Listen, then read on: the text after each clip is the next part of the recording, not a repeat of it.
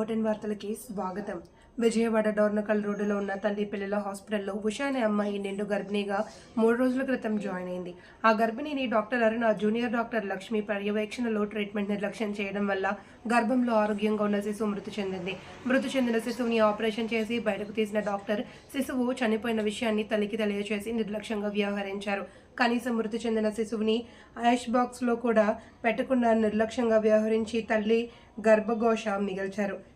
ఈ విషయంపై శిశువు తండ్రి హాస్పిటల్ డాక్టర్లను నిలదీస్తూ ఉండడంతో సదరు మహిళలు డాక్టర్లు పొంతనలేని సమాధానం చెప్పి అక్కడి నుండి వెళ్లిపోయారు.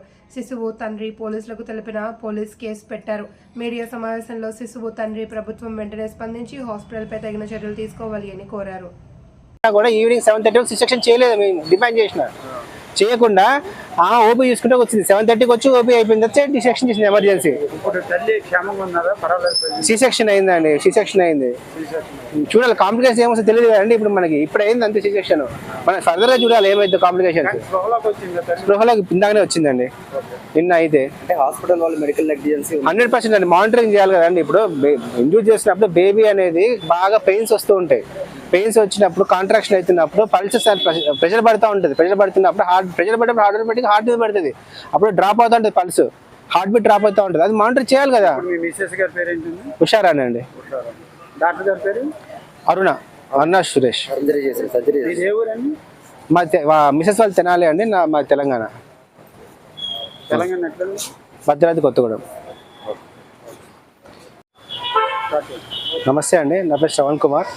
మా మిస్సెస్కి ఇక్కడ 3-4 months నుంచి చూపిస్తున్నాము. తల్లి పిల్ల హాస్పిటల్ అండ్ క్రెయిన్ హాస్పిటల్లో చూపిస్తున్నాము ప్రెగ్నెన్సీ కోసం.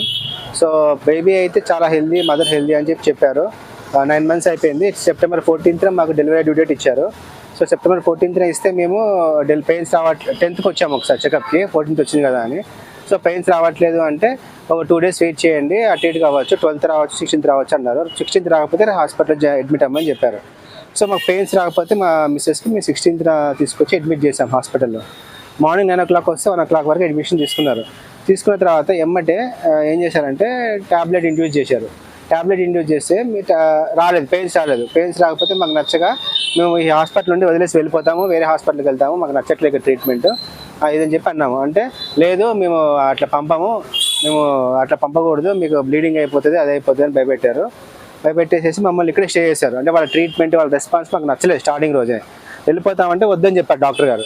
నెక్స్ట్ ఏం చేశారు, సరే అని చెప్పి 17th రోజు మేము ఏం చేసామంటే మళ్ళీ 17th రోజు ట్రై చేద్దామని చెప్పి సిలైన్ ఇచ్చారు. సిలైన్ ఇంజెక్షన్ పెట్టారు. పెట్టినా కూడా ఇండ్యూస్ అవ్వలేదు లేబర్. అంటే 2 days లేబర్ ఇండ్యూస్ అవ్వలేదంటే దాని ఉద్దేశం ఏంటంటే క్రిటికల్గా ఉన్న సిచ్యుయేషన్. ఆ క్రిటికల్గా ఉన్నప్పుడు మనం ఏం చేయాలి అంటే సిసెక్షన్కి వెళ్ళలేదు.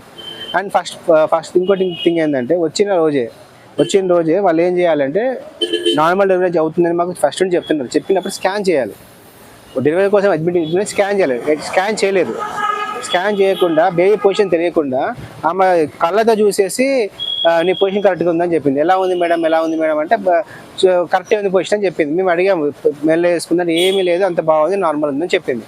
చెప్పిన తర్వాత 17th రోజు వేసారు, రాలేదు. 18th రోజు మళ్ళీ ఇండ్యూస్ చేశారు. ఇండ్యూస్ చేస్తే పెయిన్స్ వచ్చాయి. 10 o'clock పెయిన్స్ వస్తే మేము క్రెయిన్ హాస్పిటల్ 2nd floor ఉన్న వాళ్ళము.